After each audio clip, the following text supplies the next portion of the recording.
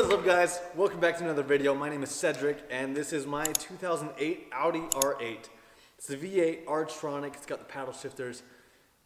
I love this car, man. And that video you guys saw at the beginning of this video, the whole desert cinematic, we filmed that a couple months ago. And that was my first time ever working with like a full movie crew. It was so sweet. We had a whole camera car that had a crane with a camera on it and somebody operating the crane and somebody operating the focus and then people coordinating the drives and the shots, and I'm just sitting in my R8 like, are we ready? Like, what do you want me to do? You want me to turn now? It was so cool. But the shots came out beautiful. And dare I say, like, nobody's filmed a first gen like that before. So it was cool. Might be like one of the first videos like that.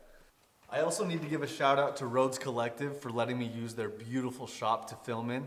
Rhodes Collective is just this awesome group of car enthusiasts. I'll put their Instagram right here.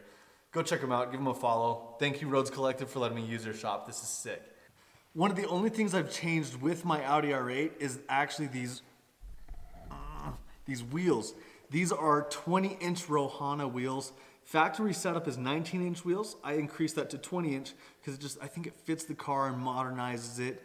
This car's from 2008 and it looks newer than some new cars that are coming out today, which is insane. Audi knocked the design out of the freaking park. Just look at the deep dish on these. These look sick. Here we have one of the best looking rear ends, the Gen 1 Audi R8.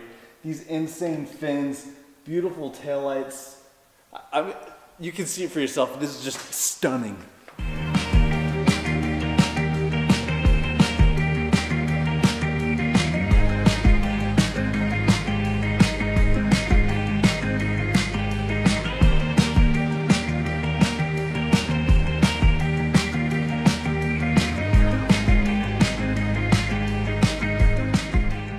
So actually, the story of when I bought the car is a little bit strange.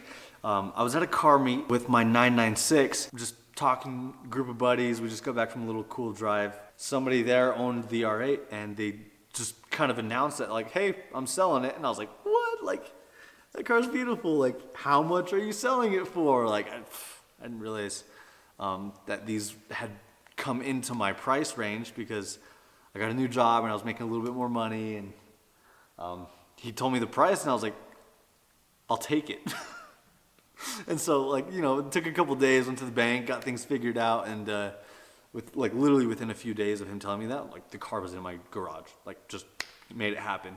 Certain people like spend a lot of time dreaming about like this Ferrari or Lamborghini or whatever, right? And they like dream about it, work towards it, and put money aside, and then, you know, like, when they make it happen, it's like this big climactic, euphoric experience, and like, wow, I did it finally, and the car is mine. Like, for me, that wasn't the case. Like, I've always loved the R8.